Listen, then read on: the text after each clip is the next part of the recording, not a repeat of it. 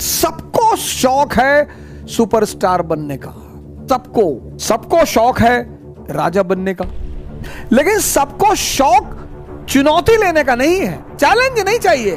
तावीज बनवा दो भैया, लोग तावीज ढूंढ रहे हैं, तो तावीज वाले demand is equal to supply, तावीज वाले भी बैठे, ये लो। तुम जितने भी महान आदमियों को उठाओगे, सब में एक चीज कॉमन है, कई चीजें कॉमन है, एक चीज बिल्कुल कॉमन है, सबने संघर्ष को जीना शुरू कर दिया। जो संघर्ष से भाग रहा है वो आम आदमी है। कौन है सर जिसके जीवन में संघर्ष नहीं है? सब अंबानी, मुकेश अंबानी, लोग एक ही चीज देखते हैं कि कितना पैसा है भैया, कितना पैसा है भैया, 8,000 करोड़ का तो उनका मकान है, ठीक है। दूसरा पक्ष भी तो देखो सर, 4 दिन सो जाएंगे ना, बिजनेस कोलैप्स कर जाएगा। तुम्हारा सपना जितना बड़ा होगा, तुम्हारा संघर्ष भी उतना ही बड़ा होगा। और संघर्ष को खुशी से खेलने का नाम योग्यता है। बड़ी चुनौतियां मिलेंगी आपको, बड़े लोग टेंशन देंगे, सर यही तो जीवन है ना सर। कदम कदम पे लोग बैठे हैं आपको टेंशन देने के लिए। अगर आप आंख खोलें, और ज्यादातर अपने ही लोग हैं, कोई रिश्तेदार है, कोई दोस्त है, कोई पड़ोसी है। मैं हमेशा ये कहता हूं कि शिक्षा का उद्देश्य है दिमाग को जिंदा करना। शिक्षा का उद्देश्य नौकर बनना नहीं है सर। और जिंदा दिमाग कहीं भी होगा, कलाम होगा, बाबा रामदेव होगा, सब जिंदा दिमाग है सर। मोदी होगा। इस 1 अरब 30 करोड़ के देश में एक समान परिवार का व्यक्ति, आप जाओ टिकट मांगो ना एमएलए का, कुछ लोगों की पूरी जिंदगी बीत जाती कार्यकर्ता के रूप में। टिकट मिलेगा जब उस पार्टी के बुरे दिन चल रहे हैं तो आपको टिकट मिलेगा। जैसे कई सारी पार्टियां भी, उनके एक सीट भी नहीं निकलने का आसार है, उनसे आप टिकट मांग लो, मिल जाएगा। जो विनिंग पार्टियां होती, रेस में होती हैं, उनसे आप मांग के देखो। भारत में जब किसी पार्टी का सितारा डूबा होता है, आम लोगों को टिकट दे देते हैं, आओ तुम लड़ने के लिए कर, आओ लड़ लो, जाओ। वो बेचारा 10-20 लाख रुपया रखा, वो भी लुटा दिया। बाहुबलियों का देश है, नॉर्थ से लेकर साउथ और गुजरात से लेकर नॉर्थ ईस्ट।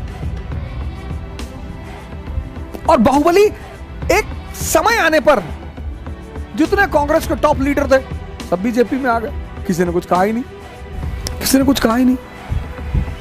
कल अगर बीजेपी का सितारा गिरा, ये सब वापस कांग्रेस में आ जाएंगे और फिर स्टेटमेंट देंगे कि हमारी आंखें पहचान नहीं पाई, हमारी आंखें धोखा खा गई, और रोएंगे सब, फिर जीतेंगे, फिर संसद में आएंगे। लेकिन दुनिया में कुछ चीजें एकदम क्लियर हैं।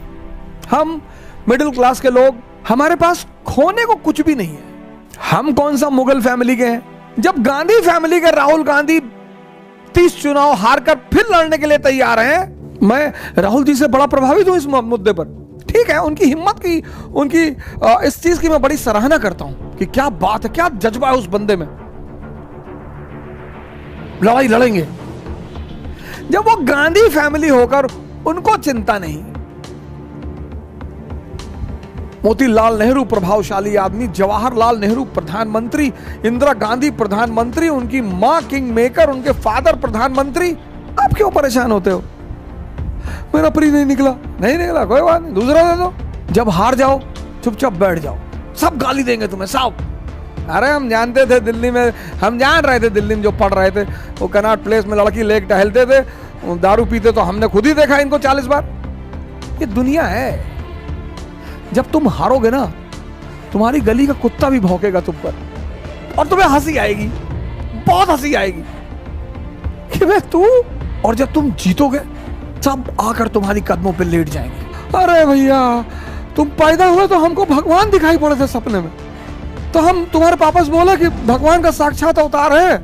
अपने लिए जियो, अपने लिए। हारो, सरेंडर कर दो, देने दो गाली, वो उनका धर्म है सर। आपने बहुत कष्ट दिया उनको कि आईएएस बन रहे हैं, प्रीलिम्स निकल गया मेरा, उनको झटका लगा कि अरे प्रीलिम्स निकल गया, हाँ अच्छा। फिर वो चला गया वैष्णो देवी की भगवान मेज न निकले किसी तरह से, उनको अपने बच्चे की चिंता नहीं है। फिर आप लौट कर आए मोहल्ले में कि भैया मेरा मेज भी निकल गया, खाना नहीं बना, 3 दिन मातम फैला रहा। फिर शिरडी चले गए, वहां भी हाथ पैर जोड़ कर आए कि अब अन्याय मत करना। वहां चल के आए शिरडी तक, पता लगा आपका इंटरव्यू निकल गया, फर्स्ट रैंक आईएएस में। अब वो पड़ोसी भागते हुए आपके घर आया रोते हुए। आपने कहा रो रहे चाचा? बोले बेटा खुशी के आंसू। जब से तुम पैदा हुए तब से सोच रहे थे कि तुम्हें आईएएस बनता हुआ देखूं। फिर चाची भी पीछे से आ गई मिठाई उठाई लेके, उनके बच्चे भी आ गए, भैया भैया भैया सेल्फी ले ले भैया। आपको लगा क्या रहा? अच्छा, हो सकता है तुम जो डरते हो ना, ये तुम्हारे हार की सबसे बड़ी वजह है। और एरिस्टोक्रेसी चाहती है कि तुम डरो। डरो मत, बड़े बड़े सपने पालो। ऐसा नहीं है जेब में हवाई जहाज खरीदो, मोमेंटम बना रहे। तुम जो सोचते हो ना, वैसे हार्मोन रिलीज होते हैं। तुम जब सोच ही रहे हो, सोचो। कुछ लोग सपने में कंजूसी करते हैं, सपने में, सोचने में। जब तुम सोच ही रहे हो, सब सोच रहे हो, ऐसे आंख बंद करके सोच रहे हो, अफेयर के बारे में सोच रहे हो कि मैं आईएएस बन जाऊंगा तो मेरा अफेयर हो जाएगा रिक्शा वाले की लड़की से, तुम दरिद्र हो। जब तुम सपने में सोच रहे हो अफेयर के बारे में, तो डेमी मूर से सोच लो, सुष्मिता सेन से सोच लो, ऐश्वर्या राय से सोच लो। सोचना ही तो है। लोग सोचने में कंजूस हैं और कहने में डरपोक हैं। हमारे देश में, खासकर हमारे प्रदेश में, जब शादी 25 के बाद नहीं होती है तो बड़ा लोग पूछते हैं। हमारी तो 28 में हुई, तो 25 के बाद लोग बड़ा वो करते हैं, भैया ब्याह कब कर रहे हो?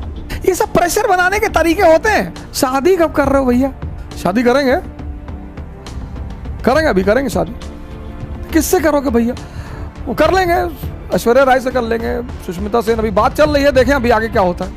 अरे तो लोग हंसते थे देख के, साले बाप अंधेरे में मर गया, लड़का पावर हाउस लिए भगा।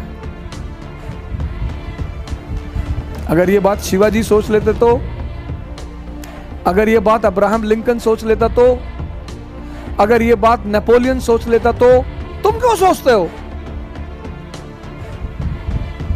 जब ये बात शिवाजी ने नहीं सोची, नेपोलियन ने नहीं सोची, अब्राहम लिंकन ने नहीं सोची, अंबेडकर ने नहीं सोची, गांधी ने नहीं सोची, तुम क्यों सोचते हो? लड़ाई चलेगी, हारने का मतलब ये नहीं, सरेंडर।